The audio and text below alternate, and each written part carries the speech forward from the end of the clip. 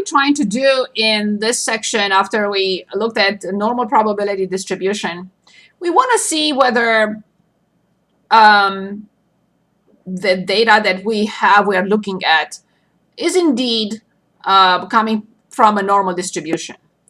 If it is coming from a normal distribution, this procedure of a 4-step procedure that you see here in my handout will result in a graph or a plot that will be linear or approximately linear. If when we finish this 4-step procedure and we graph the normal probability plot and the graph of the normal probability plot, let's say it looks like this, we will say it's not normal. Let's say it looks like this with a little bit of a tail, maybe left or right. We will say it's approximately normal. If it looks like this, we will say not normal. Not normal. So as long as it is approximately linear, then we will assess, we will say, yeah, the normal distribution model works. I applied the correct model for the data set. So what are we trying to do? How are we going to graph this? On the horizontal axis, we will have the actual data. And on the y-axis, we will plot what is called expected. So they are called expected z-scores. So we want here expected z-scores. You mind moving the paper down a little bit? Oh, yeah. So I'm not centered here. Is this better? Yes, thank you. Sorry about that. So the expected z-scores. Okay? Or the normal scores.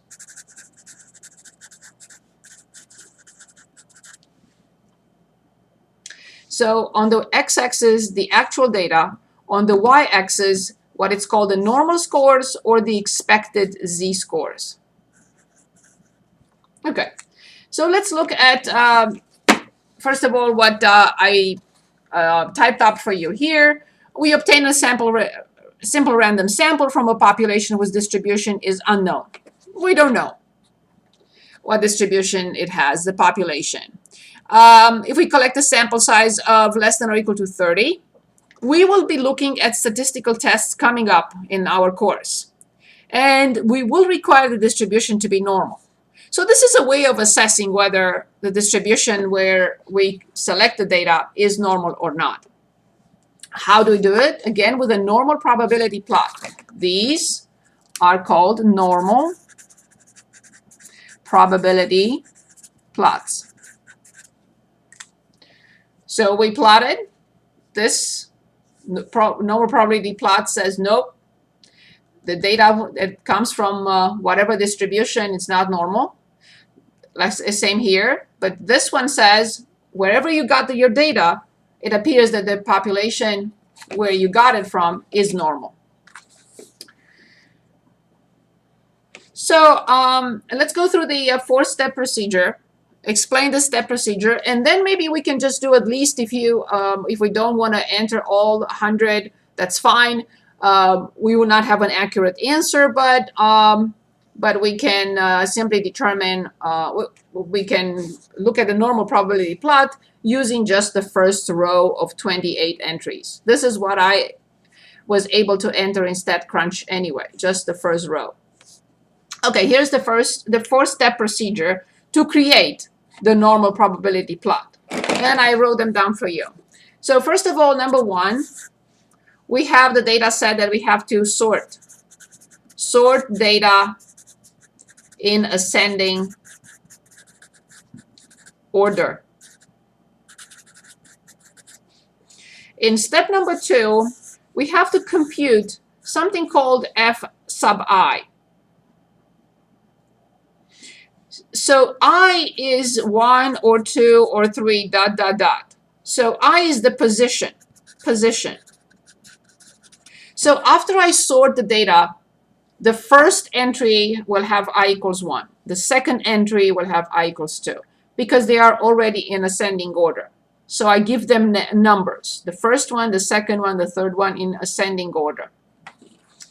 And that will equal the position, which is I, minus 0.375, divided by n, which is the sample size, plus 0.25. So let's stop for 1 second and just illustrate with the table that we will be using. So first I have the data. I'm just going to pick the first 5 numbers here. 7, 3, 5, 107, and 8. Then I have the sorted data. So the first one in my 5-number data set must be 3. The next one will be 5. The next one will be 7. The next one will be 8. And the next one will be 107. Now the I for each entry is the first entry. So this is number 1. This is number 2. This is number 3. This is number 4. And this is number 5. How will I determine Fi? So Fi is the position or the index. So this number, the first number will be, so F1 will be 1 minus 0.375 divided by, since I have 5, sample size is 5, so I have 5 plus 0.25, 5.25, and I get a number. I is the index, or the position of the data value in the ordered list, and n is the number of observations. So when I calculate this number, because I want to tell you what it means, be careful how you put it in. We can put it in lists and so on and so forth, but make sure you put parentheses around the numerator. So you have 1 minus 0.375, close the parenthesis and divide by 5.25, because my sample size is 5 and I have to add 0.25. So this is 0.119. 0.119. What does this mean? It means this is the expected proportion of observations less than or equal to this, to the ith value.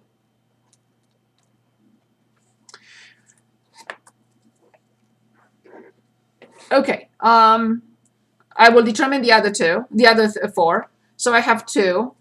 All I have to do is just go back and replace 1 by 2. And then go back and replace 2 by 3. And then go back and replace 3 by 4. I'm going to copy all of them right now.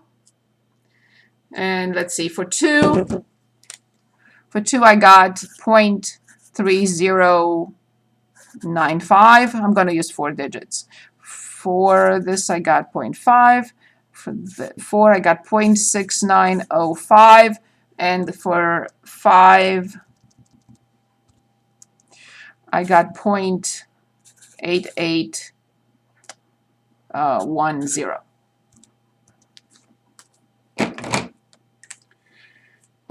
Okay, in the next step, I have to find the expected z-score for each Fi.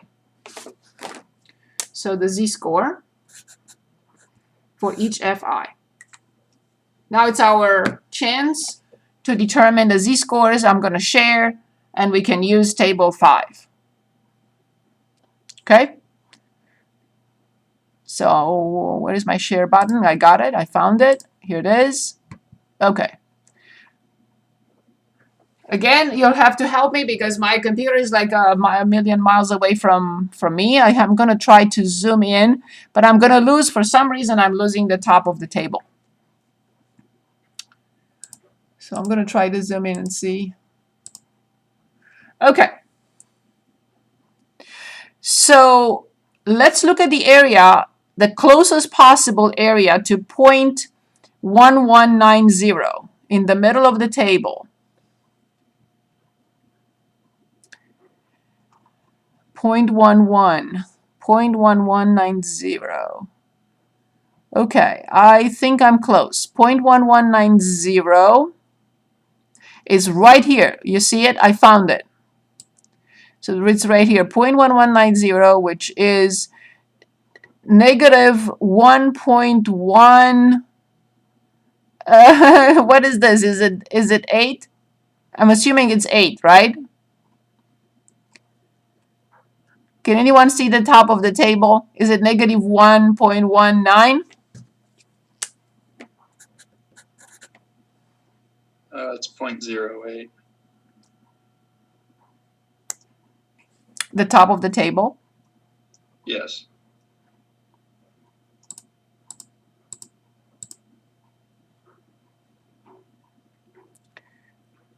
Okay, so it's 1 point. Yes, but I cannot write 0.08, so it's negative 1.18. Is that clear? Oh, look at that. Oh, it still disappeared on me. So I have negative 1.1 and then a 0.8, but that means negative 1.18. Is that clear how we got this? Let me stop sharing for a moment. Is this clear? So we have on the left, I have negative 1.1, and under the column with 0.08, at this intersection, I see 0.1190, which means I only have to add the 8 after the 0, but the 0 is basically 1 now. So I have negative 1.1, if you want, plus 0.08, still has to be minus, they're negative, both negative. So that's how we get negative 1.18. It's negative here, because I have to have both negative if it's in that direction, right? So negative 1.18. Is it clear how we got this? Can anyone confirm? Is that okay, everyone? Okay. Yes. Good. So now let's move on and find the area and find the corresponding z-score. Going back to sharing. So in the body of the table, I'm looking for 0.3095. I see 0.30. As close as I can possibly can. 0.3095. I see 85. I don't see 3095.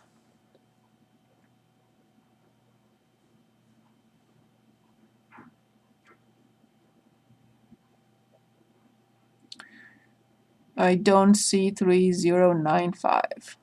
The closest I can get is 3085.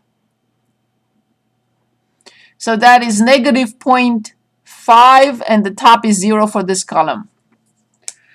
So negative 0.50. Okay, for 0.5, what do you think we're going to get for 0.5? And where is 0.5? So for 0.5, we have to get 0. It's absolutely 100%, because that's what the mean is. Now let's try to find 0.6905, the closest to 0.69. Closest to 0.6905.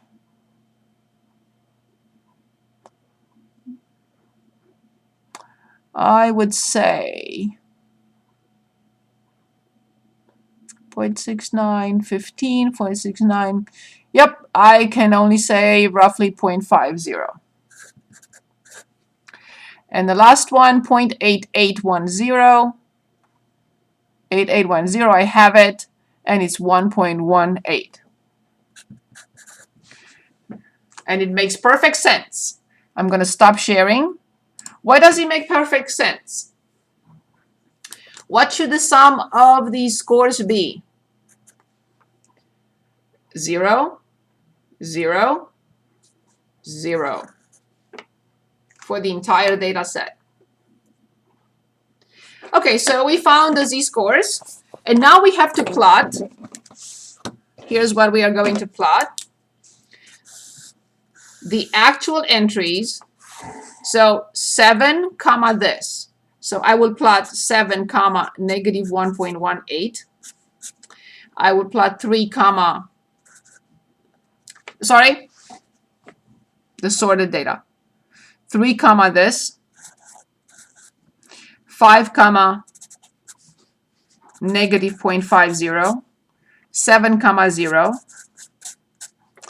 8 comma 0.5, and 107 comma 1.18. I can do this with a graphing calculator. I create two lists.